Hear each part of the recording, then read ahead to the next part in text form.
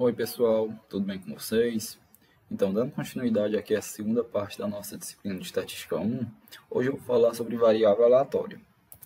Então, vamos considerar um experimento E aleatório e um espaço amostral associado a esse experimento, certo? Então, a gente vai definir uma variável aleatória como sendo uma função x que associa a cada elemento S pertencente ao espaço amostral um número real. Portanto, uma variável aleatória é uma função cujos valores são determinados por fatores relacionados com a chance. Certo? Então, anteriormente, nós vimos que, ao descrever um espaço amostral de um experimento, a gente não especificava que o resultado individual, necessariamente fosse um número. Certo? Então, por exemplo, se eu tivesse um experimento em que 3 moedas são lançadas, certo? Eu poderia descrever o espaço amostral como sendo essa especificação, certo? Vejam que aqui eu estou especificando nesse meu espaço amostral uma categorização entre as moedas que foram lançadas, como sendo cara, certo? Descrita por C, ou coroa, descrita por K, certo? No entanto, em muitas situações como essas, a gente pode estar interessado na mensuração de alguma coisa e o seu registro como número, certo? Então, por exemplo, eu posso estar interessado aqui no registro do número de caras obtidas, certo? Então, nesse caso, eu posso definir x como sendo uma variável aleatória, na qual x representa o número de caras obtidas, certo? E x poderá assumir os valores 0, 1, 2 ou 3, certo? 0, se dentre essas minhas 3 moedas que foram lançadas, nenhuma delas foram caras, certo? Como esse evento, em que todas as 3 moedas foram coroas. Pode assumir valor 1, na qual no lançamento dessas 3 moedas, somente uma moeda delas deu cara, certo? Como esses outros 3 eventos associados a eles, certo? E assim, para a mesma forma, pode assumir o valor 2 e 3. Certo? Então, pessoal, a base do conceito de variável aleatória é essa. É a gente enumerar alguma coisa de um espaço amostral que seria dado somente por uma categorização, certo? Então, ela vai ser uma função que associa cada elemento pertencente ao espaço amostral, vai associar a um número real. Então, estas variáveis aleatórias, elas podem ser consideradas como sendo discretas ou contínuas, certo? Então, da mesma forma que a gente viu anteriormente lá na parte 1 da disciplina, certo? Então, ela será considerada como sendo uma variável aleatória discreta se ou ela tem um número finito de valores ou ela tem uma quantidade enumerável de valores, onde esse termo enumerável ele se refere ao fato de que podem existir infinitos valores, mas que eles podem ser associados a um processo de contagem, certo? Então, são exemplos de variável aleatória discreta: o número de peças defeituosas de uma linha de produção, o número de acidentes em um cruzamento, o número de determinada face em um lançamento de um dado, e etc, certo? Ou mesmo até esse exemplo anterior do lançamento das moedas, certo? Também é considerado como sendo uma variável aleatória discreta. Já a variável aleatória será considerada contínua se ela tem valores infinitos ou se ela puder assumir qualquer valor dentro de um determinado intervalo, como, por exemplo, a altura dos alunos de uma sala, o tempo de duração de determinado equipamento e etc. Certo, pessoal? Então, a gente vai ter essa distinção que aqui será muito importante para a gente, certo?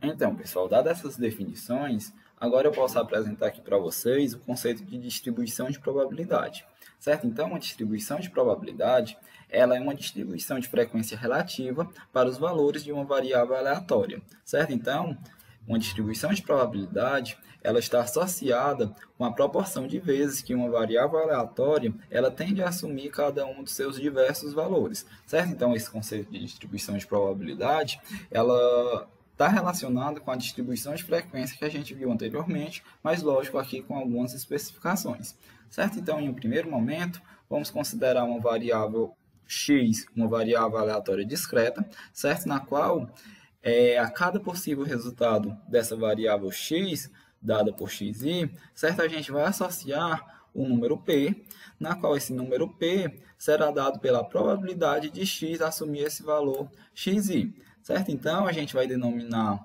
esse número P como sendo uma função de probabilidade, certo? Aqui no caso discreto. E esta função de probabilidade, ela deve satisfazer essas duas condições. Ela deve ser não negativa para qualquer valor de i, certo? E o somatório dessas funções de probabilidade associada a essa variável aleatória x, elas devem ser igual a 1, certo? Então, vamos considerar aqui o exemplo anterior, na qual a gente tinha que x seria o número de caras obtidos em um lançamento de 3 moedas, certo? Então, a gente viu que essa nossa variável x, que é uma variável discreta, certo? Ela poderia assumir os valores 0, 1, 2 e 3, certo? Com esses respectivos eventos aqui correspondentes, esses eventos que formam o espaço amostral. Então, a distribuição de probabilidade dessa nossa variável aleatória x, certo? Ela será dada pelos valores assumidos de x, certo? 0, 1, 2 e 3, e a cada um desses valores, a gente vai associar a ele uma probabilidade de ocorrência,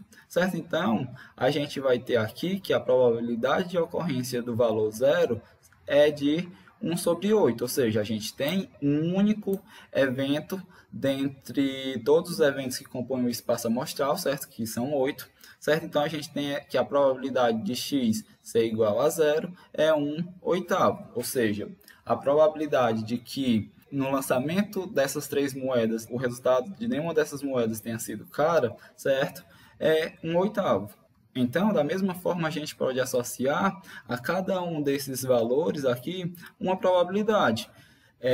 O valor 1 terá a probabilidade de 3 sobre 8, ou seja, a gente tem 3 eventos dentre 8 que estão associados a x igual a 1, certo? Na qual a gente tem que essas 3 moedas que foram lançadas, somente uma delas ter sido cara, certo? Da mesma forma, a gente tem para o valor 2 e para o valor 3.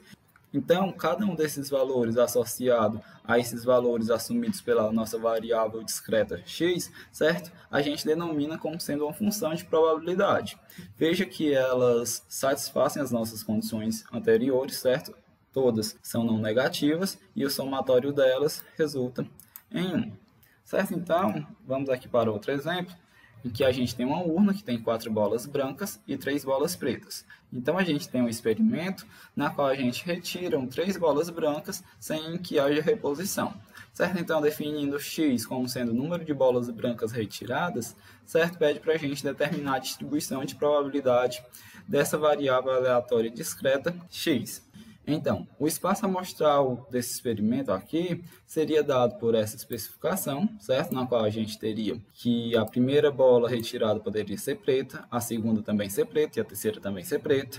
Ou a primeira bola retirada poderia ser branca, a segunda preta e a terceira preta, certo? E assim sucessivamente, de forma a formar todo esse nosso espaço amostral, certo? Vejam aqui que nesse espaço amostral, a nossa variável aleatória x, que é definido como sendo o número de bolas brancas, elas podem assumir os valores 0, certo? Se nenhuma das 3 bolas que foram retiradas for branca, pode assumir valor 1, 2 e 3. Aqui, em último caso, se as 3 bolas retiradas forem brancas, certo? Então, a distribuição de probabilidade dessa nossa variável x será igual ao que foi demonstrado anteriormente, certo? Aqui a gente também coincidiu da nossa variável x assumir valor 0, 1, 2 e 3 com a mesma probabilidade do exemplo anterior, certo? Então, a gente tem aqui que x vai assumir valor 0, ou seja, nenhuma das 3 bolas retiradas ser branca com probabilidade de 1/8, ou seja, a gente tem esse evento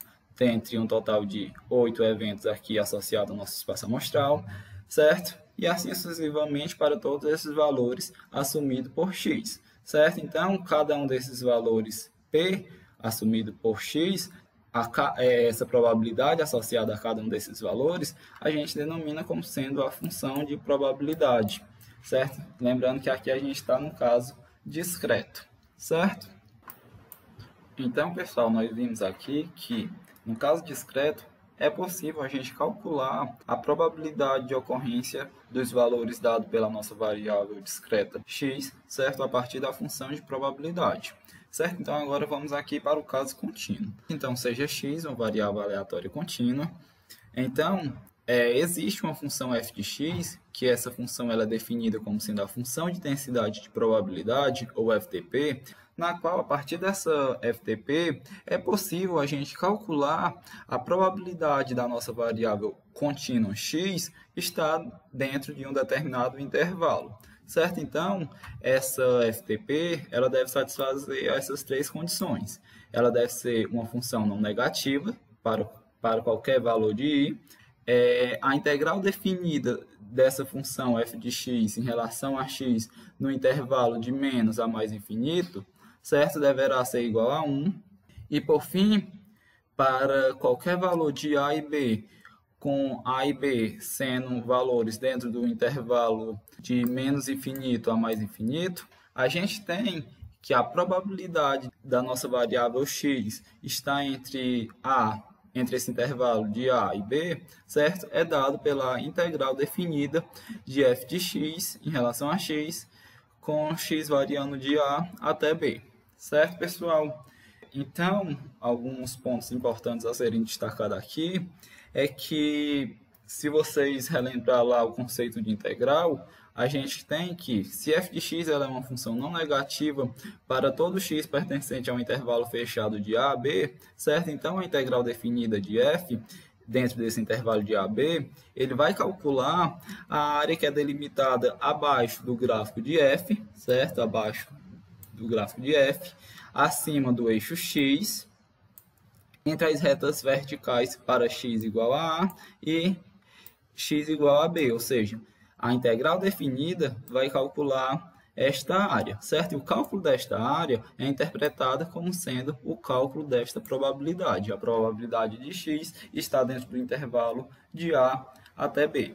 Certo? Então, uma observação importante que a gente tem que fazer aqui é que, se a gente quer calcular a probabilidade de uma variável aleatória contínua em um ponto específico, por exemplo, se a gente tem uma variável x, certo? E a gente quer calcular a probabilidade dessa variável ocorrer em um ponto específico x0, sempre essa probabilidade será igual a zero, certo? A probabilidade de uma variável aleatória contínua num ponto específico, ela sempre será nula. Certo? Então, por conta disso, a gente tem que calcular a probabilidade da variável x dentro do intervalo fechado de a a b, certo? Será equivalente a calcular a probabilidade dessa mesma variável dentro do mesmo intervalo, só que aberto. Então, pessoal, agora vamos resolver aqui um exemplo desse caso de variável contínua, certo? Então, suponha que x é uma variável aleatória contínua com a seguinte FTP. Então, a gente tem essa função f de x, que será igual a 2x se o x estiver entre 0 e 1, certo? E será igual a 0, caso contrário.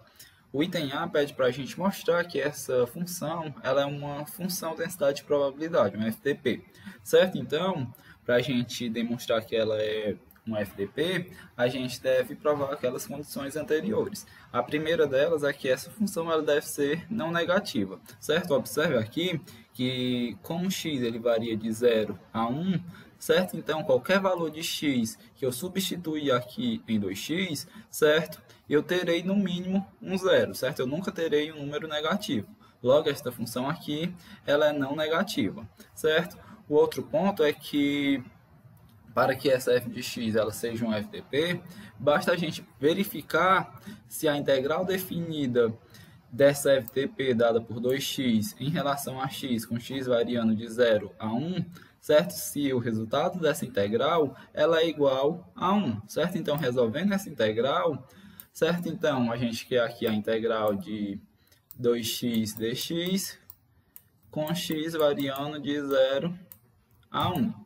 Certo, pessoal? Aqui eu estou fazendo isso que eu estou com o mouse, certo? Mas acho que dá para vocês conseguirem observar. Certo? Então, resolvendo essa integral, 2 é uma constante, então vem para fora da integral, certo? E ficaria 2 vezes a integral de x dx. Quem seria a integral de x dx?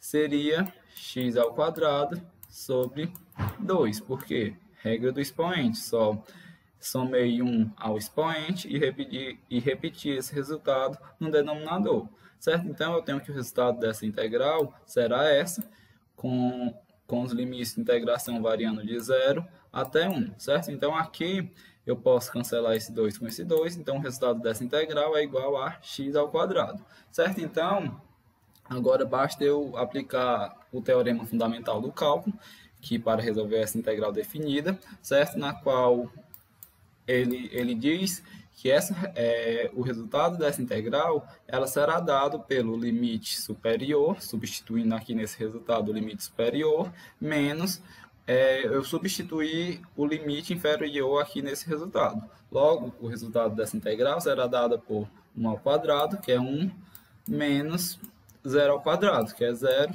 logo menos 0 é igual a 1. Então, eu encontrei que o resultado dessa integral é igual a 1. Logo, ele satisfaz a condição para que essa minha f de x ela seja considerada uma função de densidade de probabilidade. Já o item B pede para a gente calcular a probabilidade de x ser menor ou igual a 1 meio. Note que aqui x ele varia de 0 até 1, certo? Então, se eu quero a probabilidade de x ser menor do que 1 meio, certo? Então, 1 meio vai estar dentro desse intervalo.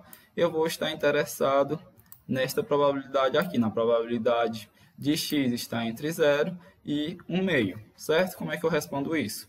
Vou responder a integral definida da minha FDP 2x em relação a x, com x variando de 0 até 1 meio, certo? Então, a gente já respondeu aqui anteriormente essa integral, a gente sabe que o resultado dela vai ser igual a x ao quadrado, certo? Só que aqui a gente vai ter os limites de integração variando de 0 até 1 meio, certo? Ainda para resolver esse resultado aqui, a gente aplica o teorema fundamental do cálculo mais uma vez, que a gente vai substituir nele o limite superior, certo? Então, substituindo o limite superior aqui, a gente vai ter 1 meio ao quadrado, que é 1 quarto, menos o limite inferior, que é 0. 0 ao quadrado, 0, certo? Então, a probabilidade de x ser menor ou igual do que 1 meio é igual a 1 quarto.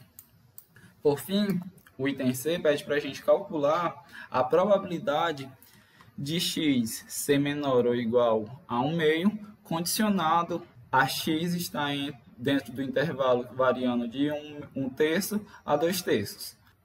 Então, aqui, como a gente tem uma probabilidade condicionada, certo? Então, vamos definir esse termo aqui como sendo A, certo? E esse segundo termo aqui como sendo B, certo? Então, nós vimos anteriormente que se a gente quer calcular a probabilidade de A condicionado a B, como é que a gente vai calcular isso? Isso será dado pela probabilidade de A interseção B sobre a probabilidade de B, certo? Logo, substituindo esses termos que eu defini aqui como sendo A e B, aqui nesse resultado da probabilidade condicionada, a gente vai estar interessado nesta probabilidade aqui, certo?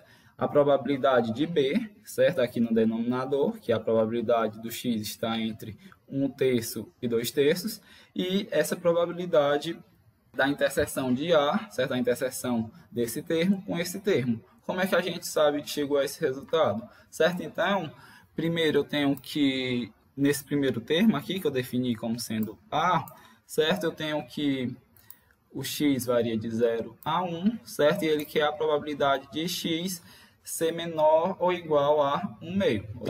Nessa probabilidade aqui, certo? Nessa área destacada aqui nessa reta. Já nesse segundo elemento aqui, que eu defini como sendo B, eu tenho que aqui também meu x varia de 0 a 1, certo? Só que aqui o x, eu quero a probabilidade do x estar entre 1 terço e 2 terços, certo? Então, colocando esses dois intervalos aqui dentro desse intervalo de 0 a 1, certo? Seria mais ou menos 1 terço é mais ou menos 0,33, certo? E 2 terços é 0,66. Então, seria mais ou menos esta probabilidade aqui, certo? Só que eu quero a probabilidade, a interseção de A, do termo A, com o termo B, certo? Então, eu sei que o termo interseção é que ocorre em um e ocorre em outro ao mesmo tempo, simultaneamente, certo? Então, os elementos que irá ocorrer simultaneamente, tanto nesse intervalo de A quanto nesse intervalo de B, seria esses termos aqui, que varia de 1 terço até 1 meio, certo? Então, a probabilidade de interseção entre esses dois termos será dada pela probabilidade de x estar entre 1 terço e 1 meio, certo? Então, calculando aqui essas probabilidades, primeiro essa aqui do numerador, certo? A gente quer calcular esta probabilidade, certo? Como a gente já sabe que a integral de 2x dx será x ao quadrado, a gente só substitui os limites de integração, certo? Aqui, os limites de integração nesse primeiro termo, ele varia de 1 terço a 1 meio, certo? Então, aplicando o teorema fundamental do cálculo, eu vou ter aqui que esse resultado será igual a 1 quarto, que é 1 meio ao quadrado, menos 1 sobre 9, certo? Que é 1 terço ao quadrado. Então, resolvendo 1 quarto menos 1 terço, isso será igual a 5 sobre 36. Tudo isso sobre a probabilidade de x estar entre 1 terço e 2 terços, certo? Como é que eu resolvo isso? Da mesma forma, eu sei que essa integral definida 2x dx é igual a x ao quadrado, certo? Então, basta substituir aqui os limites de integração, que varia aqui de 1 terço até 2 terços. Certo? Então, mais uma vez, teorema fundamental do cálculo, limite superior, substituindo 2 terços ao quadrado vai ficar 4 sobre 9, menos o limite inferior, 1 terço ao quadrado, 1 sobre 9. Certo? Então, resolvendo isso aqui, eu vou ter que esse termo ele será igual a 1 terço, certo? Que vai ficar 3 sobre 9, né?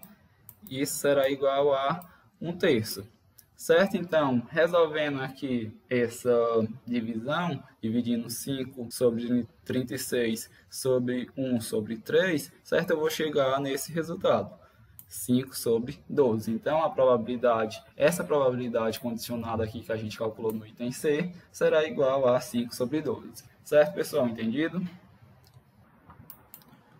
Então, pessoal, só para finalizar a aula de hoje, agora vamos falar um pouco da função de distribuição acumulada, certo? Então, considere x uma variável aleatória discreta contínua.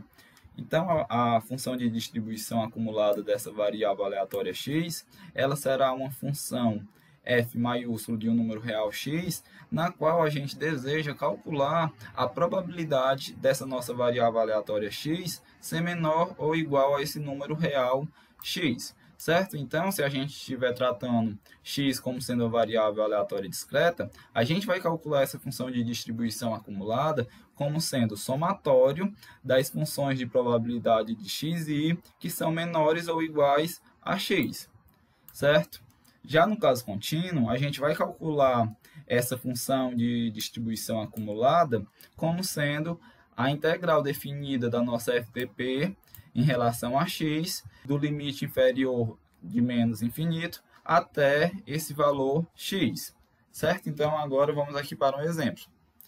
Considerando primeiro o caso discreto, suponha que a gente tenha uma variável aleatória x, que assuma os valores 0, 1 e 2, com probabilidade de 1 terço, 1 sexto e 1 meio, respectivamente, certo? Então, a gente tem essa distribuição de probabilidade aqui da nossa variável discreta, certo? E a gente quer calcular a função de distribuição acumulada, certo? Então, nesse caso, a função de distribuição acumulada será calculada pelo somatório das funções de probabilidade, certo? Então, se a gente quer calcular a probabilidade de x ser menor do que 0, certo? Então, a gente tem que a probabilidade de x ser menor do que 0 é 0, certo? Que a gente não tem nenhum termo aqui que seja menor do que 0. Já se a gente quer calcular a probabilidade de x ser um valor entre 0 e 1, certo? Considerando aqui eles como sendo variáveis discretas, certo? A gente tem que essa probabilidade aqui, a probabilidade de 1 terço.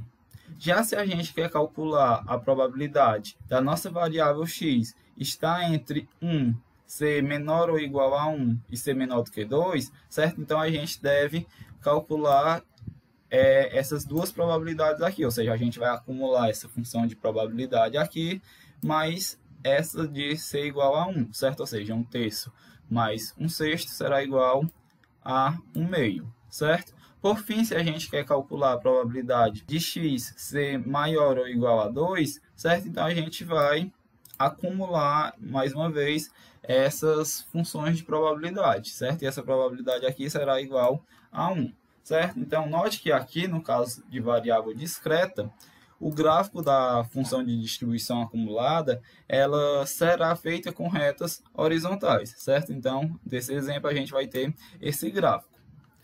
Já para o caso contínuo, vamos supor que x ele seja uma variável aleatória com a função de densidade de probabilidade dada pela mesma do exemplo anterior, certo? Na qual f de x é igual a 2x se x estiver entre 0 e 1 e 0 caso contrário, certo? Então, aqui, se a gente quer calcular a função de distribuição acumulada, basta a gente integrar essa FDP, 2x em relação a x, com o limite inferior ou igual a 0, até um valor x, certo? Então, a gente vai ter que resolver essa integral, certo? A gente sabe que o resultado dessa integral a gente já fez, que é x ao quadrado, certo? Então, a gente vai só ter que resolver aqui os limites de integração, certo? Então, aplicando o teorema fundamental do cálculo, a gente vai substituir o limite superior, que é x, e o limite menos o limite inferior, certo? Então, a gente vai ter que esse resultado aqui, dessa função de distribuição acumulada,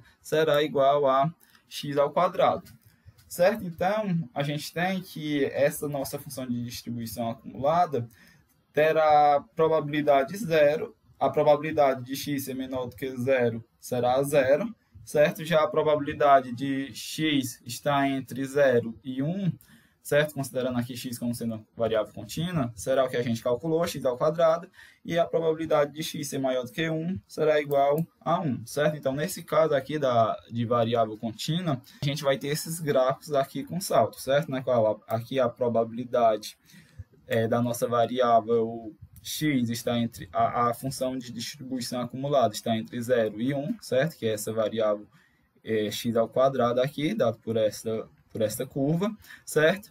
E aqui, depois que a gente tem a probabilidade de x ser igual a 1, certo? Ele se torna constante em 1, certo, pessoal?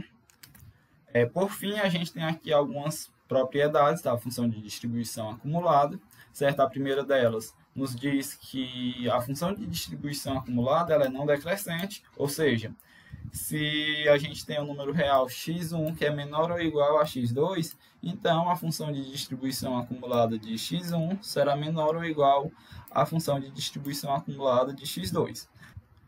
Já a segunda propriedade nos diz que o limite da nossa função de distribuição acumulada f de x, com x tendendo a esse intervalo inferior aqui, será igual a 0, certo?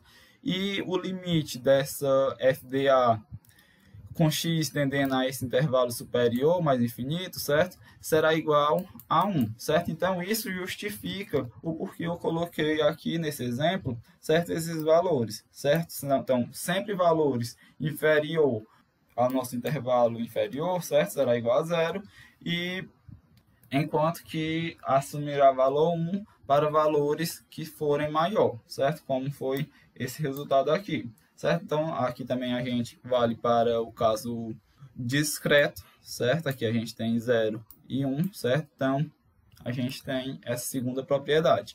Já a terceira propriedade, ela nos diz que se x for uma variável aleatória contínua, e a gente tenha a função de distribuição acumulada e quer encontrar a FDP a partir dela, certo? Basta a gente encontrar a FDP a partir da acumulada, basta a gente derivar a função acumulada em relação a x, certo? Então, aqui no nosso exemplo, a gente encontrou que a função de distribuição acumulada seria x ao quadrado, certo? Então, se a gente tivesse essa função de distribuição acumulada x ao quadrado e quisesse encontrar a FTP, bastava a gente derivar isso aqui, certo? A derivada de x ao quadrado é 2x. Notem que é a nossa própria FDP. Por fim, se x ela for uma variável aleatória discreta, certo? E a gente queira encontrar a função de probabilidade a partir da função de distribuição acumulada, basta a gente subtrair a função de distribuição acumulada de uma FJ, certo? De um valor assumido FJ, menos a função de distribuição acumulada do valor assumido pela variável aleatória anterior, certo? No caso, aqui, f de j menos 1. Então, a gente finaliza a aula de hoje por aqui, certo? Dúvidas podem perguntar no grupo do WhatsApp. Fiquem bem, até mais, abraço.